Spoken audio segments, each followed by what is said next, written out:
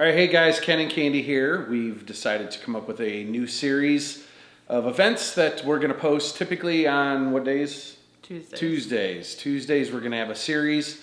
It's going to be about a 5 to 10 video series. We haven't decided on the number yet, but if you guys watch them, we may do more than that. But this series we're going to call OFN Unleashed, where we discuss topics of I guess I'll call it controversy maybe. It could be with the kids, it could be with drugs, could be with politics.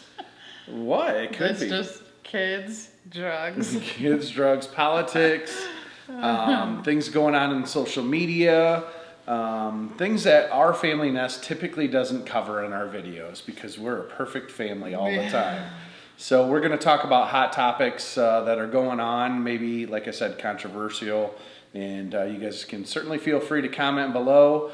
We know some of you will disagree with us, and that's okay because we live in a world today where not everybody agrees on the same topics. Are we ever going to have kids or guests or anybody else? I don't know. We haven't decided yet. So I just want to say that I've been bugging Ken to kind of do some kind of series like this, whether it be on our channel or relaunch our podcast or something like that, because I just missed being able to just have different conversations, and we decided to do this here on our YouTube channel because this is obviously the platform that we use the most, more than anything else, and hopefully you guys will be interested and enjoy it and get to know us a little bit more. So first thing we want to talk about today is Is what? You didn't like what I No, it was fine. So what we want to talk about today is the incident that happened, let's just call it last Thursday, Friday of last week, between YouTube and their advertisers. Once again, they've retooled, is that what you want to call it? But unfortunately for us, it always affects the influencer rather than everybody else. So it's common in today's society that there's a knee-jerk reaction when something bad happens with everything, right? Would you agree with that? Yeah, just, I mean, whether it be YouTube or probably even if you had a place of employment where you had 50 employees and you find out something happened and you need to react quickly. So Right. you just hurry up and kind of like Without shut it down. Yeah, without even thinking about it, yeah, you shut it down and like I said, it's cause and effect really, and I think. So the effect is, let's start with that. Yeah. So we woke up Thursday morning. No, it would have been Friday morning, right? No, Thursday morning. Yeah, Thursday morning. And all of our comments were disabled on all of our videos. Like every single one, no explanation. So the first thing you do as a YouTuber is freak out. Well, freak out, yes. But then when you start investigating like what's going on, you go to Twitter and you see what the gossip is, if YouTube's made any announcements, and that sort of thing. So there were a couple other YouTubers that I had seen that kind of were discussing what caused it all. And so then upon our own investigation, we found out that, well, you can tell that part. Yeah, so so some guy, and we're not going to give names because I don't think the individual deserves any credit for this other than negative credit, because I mean that's all he did is number one is we continue on in this conversation, there are things that he's done against everything that he was promoting. So it's basically just when somebody brings attention to themselves like this and then you research that person and you find out, oh, maybe they're not really the best source of information, and maybe they actually have some flaws in their own background. I think he was just seeking attention, and he certainly got the attention, but in return, so many people are paying the price for his decision. He didn't think it through, and basically the general topic, if you don't know, is pedophiles, right? Yeah, he was pointing out to YouTube and encouraging anyone who watched his video to bring it to the attention of McDonald's, Disney, EA Sports. There was a bunch. I don't want to quote him because I don't remember. Well, he was pointing out that there's this dark circle that exists on YouTube that if you go to one family channel and they're time stamping certain elements of a video where maybe a child's in a compromising position, and then these pedophiles are saying, well, go to these child sites and see even more. Right. So they were linking that stuff in their videos, and it was just this whole disgusting. But here's the crazy thing. We've been on YouTube since 2014, right? Full time 2014. Even before that, though, we've been on YouTube, and this stuff has existed since the beginning of time. Even when we were kids, right. It's been around. It's just, and in my opinion, it's a sickness. It completely is a sickness.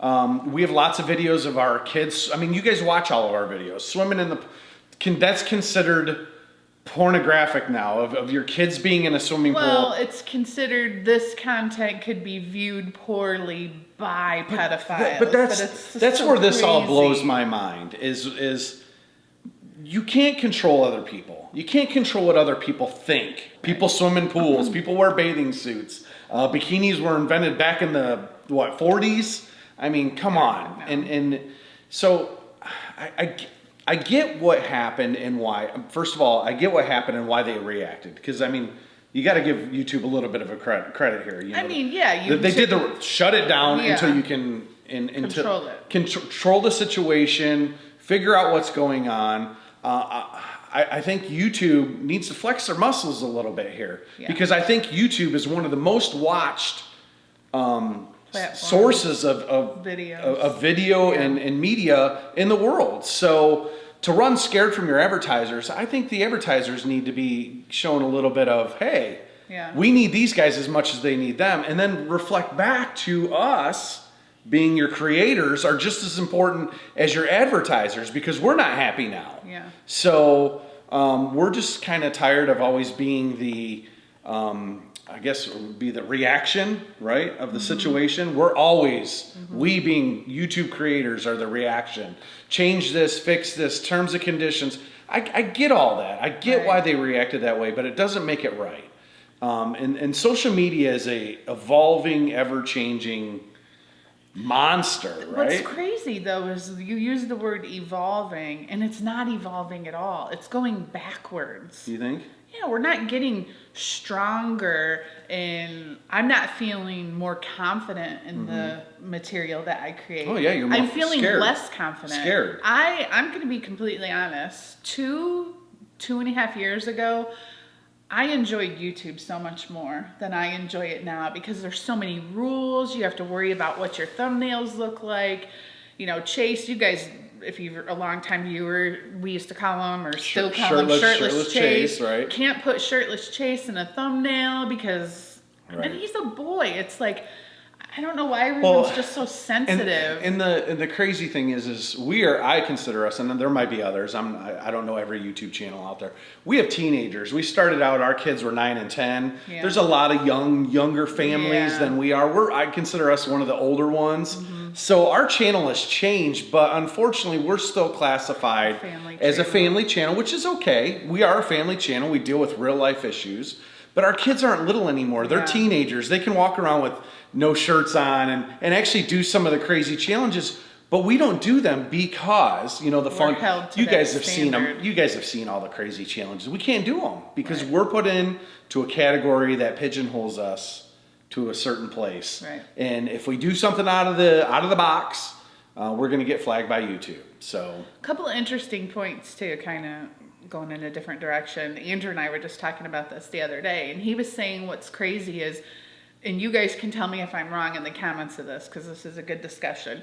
Have you ever clicked on YouTube and watched a video? I don't care if it's a video on like a vacation video, swimming in the backyard video, a cooking video, whatever. And at the beginning of that video, there might be an ad. And let's say the ad is for life insurance, or let's say the ad's for McDonald's or Disney or whatever the case may be. Have you ever thought, oh my gosh, Disney is promoting that person's YouTube channel, this thing that I'm watching in a video? You don't ever correlate the two things together. Just like when you're sitting down watching TV, and let's say you're watching Grey's Anatomy, and there's a abortion commercial. Are you going to be like, oh my God, Grey's Anatomy supports abortions? Right. No. I don't think there's any kind of control. I mean, from what I've heard, there's been like condom commercials on little kid channels. These are some things we've seen comments of. A dad was sharing that he was watching a video with his young children, like an educational video, and there was a condom ad before the video. And another comment that I read on a friend's video was that there was a commercial, say for Carnival Cruises, an ad, I should say, pre-roll of someone's YouTube video, and people were wearing bathing suits, bikinis, in a Carnival Cruise ad. Because that's common sense. So that's allowed, but yet we can't do that in our own backyard. It's our freedom of speech, guys, is and it's just so disheartening to watch the media outlets. And I think it's disheartening to me to see that YouTube folds all the time, because I feel like I understand McDonald's is a multi-billion-dollar company and some of these other advertisers that wanted to pull their ads, but you know what, fine, if we're not going to advertise McDonald's, then we'll advertise Burger King, and we'll play those ads twice as much. Exactly. It's like if they would just put their foot down and say, you know what, we can't control every single thing that goes on when somebody's watching a YouTube video. And again, why are family channels so responsible for what their viewers are doing while they're watching their videos? I mean, I'm sorry, I get it, the pedophiles and children, and we want to protect our kids, and we do that the best that we can.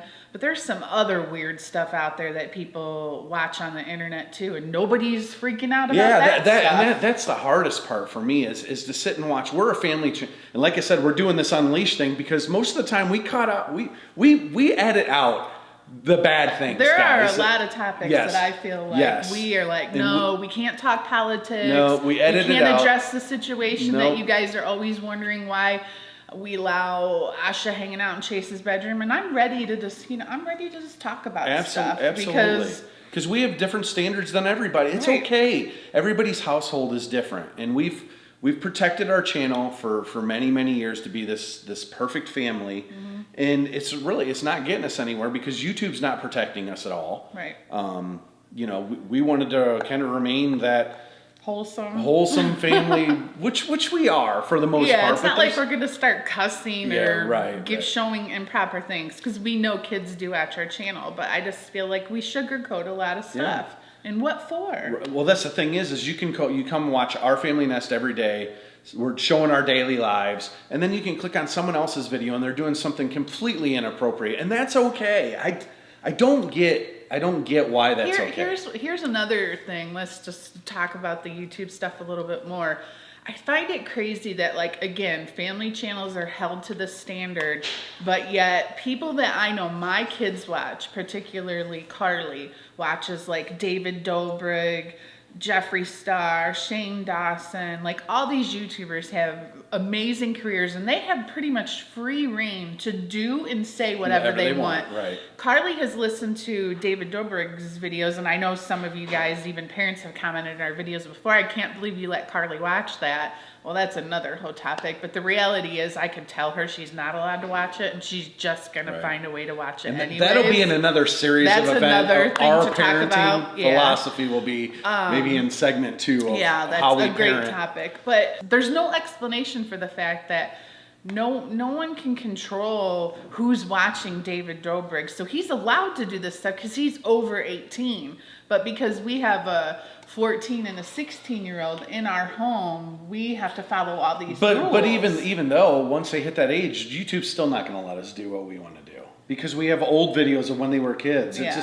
We'd have to like start a whole new channel and be like, okay, we're all adults now. I'm sure we have the history of how we became YouTubers many times before. But we're entertainers, and this is what we do for our livelihood, and to be punished all the time and feeling like you're on eggshells is just ridiculous. I just feel like obviously there's certain things. I'm not going to allow my kids to use foul language, or we're not going to talk about inappropriate things, and that like other parents would be like, oh gosh, I'm never letting my kids watch this channel again. Obviously we have morals and standards. Sure. But what I'm saying is more the stuff that YouTube's cracking down on that, like, we don't have control over. It's not our content that's inappropriate. It's the people that are watching our content and making it how, inappropriate. yeah, exactly. How they view it and what they think. I mean, it's you can't control that. You cannot control what other people say, do, and think. You just can't do it. Now, obviously, if we're out of line and we're breaking terms and conditions, Right. that's one thing. Right. But you can't. I mean, you can't break people's freedom of speech. No. And it's all stuff that's open to interpretation too. It's not like it's cut and dry, black or white. It's, well, when I do watch your daughter jump off the diving board, it looks inappropriate. Like, it's someone's interpretation. Right. Like, that's just so not fair. Who's Who's the rule? right. Like, who decides? I don't think you can. I mean, I don't think there's not a set of standards that would be fair and equal to anybody. No, to be quite honest. no. And if you went through every video on YouTube, I'm sure you could find something inappropriate. With every single everything. one. And you can put it into a category that's inappropriate. I'm sure you can. The point is, and the only reason why we're bringing this up is because it has affected our channel in a couple ways. One, I'm just frustrated. Mm-hmm.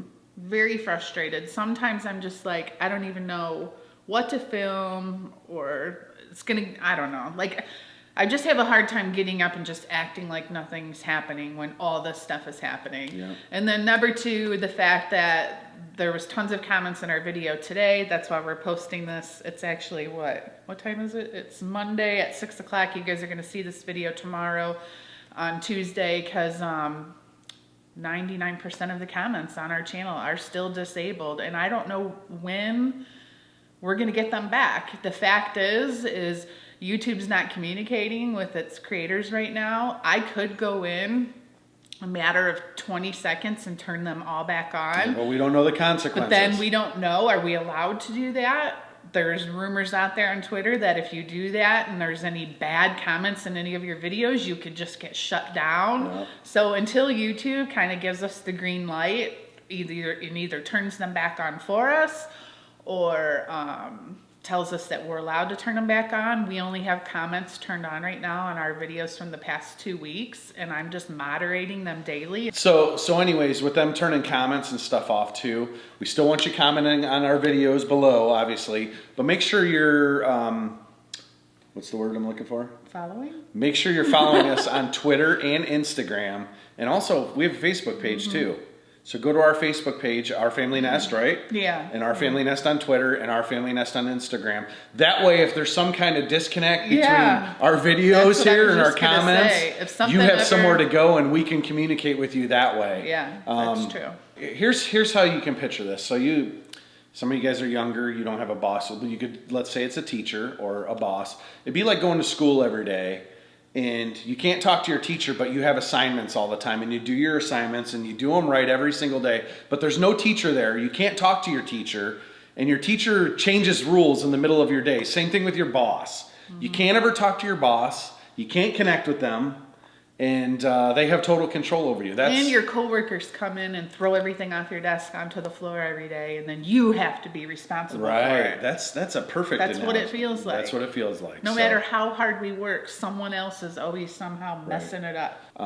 We're just looking to entertain you guys and keep you interested. And as things change with the kids, we want you to be part of all of this, so that someday you can go back and see a young Karli and Chase, and maybe someday when they have kids, we're still trucking along with Our Family Nest. I mean, that's really our goal. We're not out there to break rules. We're not rule breakers. We live daily lives just like everybody else, and that's kind of that's always been how I feel. I know some people comment, oh, they're out there for the money, and that's not true. We're out there because I understand. I mean, I've seen the fan base. I've communicated with the fan base, and everybody's always so thankful for what we do for you guys. Obviously, is we let you in, and we're part of your family. So we'll get through this one, right? Hopefully. Yep. As soon as YouTube lets us know what's happening, hopefully. Knock on wood, that seems to be the new trend in today's social media or media period, is everyone flips out, and in a week it all goes away. That's the end of episode 1 of Our Family Nest Unleashed.